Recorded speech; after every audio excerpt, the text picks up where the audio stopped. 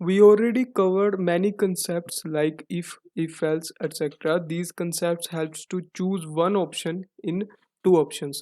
ये जो कंसेप्ट होते हैं ये हमारे पास हेल्प करते हैं चूज करने के लिए दो ऑप्शंस में से एक ऑप्शन को। पर अगर कई बार ऐसा होता है कि हमें बहुत सारे ऑप्शंस दिए जाते हैं और हमने उसमें से सिर्फ एक ऑप्शन को चूज करना है, तो इसके लिए जो हमारे पास कंसेप्ट आता है सी लैंग्वेज में वो है हमारे पास स्विच केस। स्विच केस क्या होता है? Switch case is use to choose one option from many options. हमारे पास दो या दो से ज़्यादा ऑप्शन है, हम लोग उसको एक ऑप्शन चूज कर सकते हैं।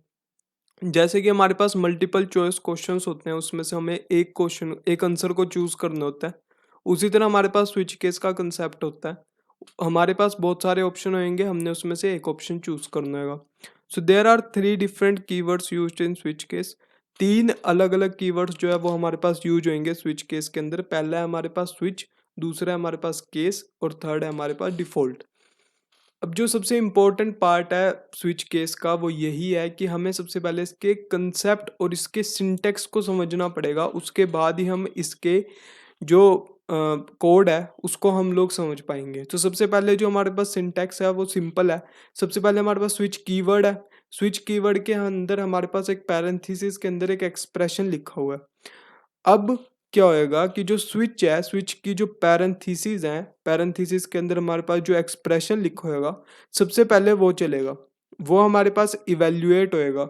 वो इवेल्युएट होने के बाद उसका एक आंसर आएगा। आंसर जो आएगा वो आपका कुछ भी हो सकता है। कांस्टेंट हो सकता है, 1 हो सकता है, 2 हो सकता है। आपने कुछ भी ऐसी एक्सप्रेशन लिख दी, उससे हमारे पास जो आंसर आया है वो आ गया आपका 1 2 3 4, कुछ भी आ सकता है। फिर हमारे पास कंट्रोल गया, जो बॉडी है स्विच की उसके अंदर गया। उसके अंदर क्या लिखा हुआ है? केस, उसके बाद कांस्टेंट, उसके बाद लिखा हुआ है हमारे पास कोड। ऐसे करते करते हमारे पास 3 लाइनें लिखी हुई हैं। उसके बाद हमारे पास डिफॉल्ट लिखा हुआ है, उसके बाद ब्रैकेट बंद। तो क्या होता है कि हमारे पास मान लो हमारे पास जो एक्सप्रेशन है, एक्सप्रेशन को जब हमने इवेल्युएट करा उसका हमारे पास कांस्टेंट आया। कांस्टेंट आ गया हमारे पास 2। और वो जो 2 है वो हमारे पास लिखा हुआ है। हमारे पास जो केस है, केस के आगे जो हमारे पास कांस्टेंट लिखा हुआ है वहां पर लिखा हुआ है हमारे पास 2। और वहां पर जो 2 लिखा हुआ है वो आपका इक्वल है एक्सप्रेशन के। एक्सप्रेशन का जो कांस्टेंट है उसके इक्वल है। तो मैं इसको दोबारा से समझा देता हूँ कि क्या होता है कि हमारे पास एक्सप्रेशन को इवेल्युएट करके कुछ भी एक कांस्टेंट आएगा। वो कांस्टेंट वही है जो हमारे पास केस के आगे वाला कांस्टेंट लिखा हुआ है। अब अगर जो वे दोनों सेम हुए तो आपका कोड एग्जीक्यूट करेगा।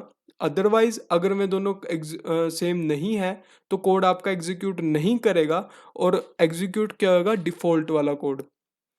तो ये आपका जो है वो आपका एक स्विच केस का एक एक्सप्रेशन है, स्विच केस का एक सिंटैक्स है, जिसके अंदर हमारे पास 3 केस हैं। 3 केस के अंदर 3 कांस्टेंट है। उसके आगे हमारे पास 3 कोड लिखे हुए हैं और एक है हमारे पास डिफॉल्ट।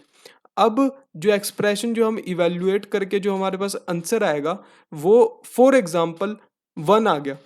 अब हमने देखा कि पहला जो केस है, पहले केस के आगे जो कांस्टेंट लिखा हुआ है वहां पे हमने लिखा हुआ है 1। तो हमारे पास वही वाला जो आपका कोड है वो एग्जीक्यूट हो जाएगा। ये सिंपल कंसेप्ट है। पर इसका जो हमारे पास जो प्रोग्राम बनता है वो थोड़ा सा लेंथी बनता है और ये सबसे ज़्यादा इजी और इंटरेस्टिंग पार्ट है सी लैंग्वेज का। इसके अंदर हम लोग काफ़ी अच्छे अच्छे कोड्स बना सकते हैं जिनकी हेल्प से हमारे पास एमसीक्यूज बन सकते हैं और एक कैलकुलेटर भी बन सकता है। तो ये आपका सिंपल सा कंसेप्ट है और इसको अच्छे से जानने के लिए और इससे अच्छे से समझने के लिए मैं आपको एक कोड करके दूंगा, कोड बना के दूंगा अपनी नेक्स्ट वीडियो के अंदर।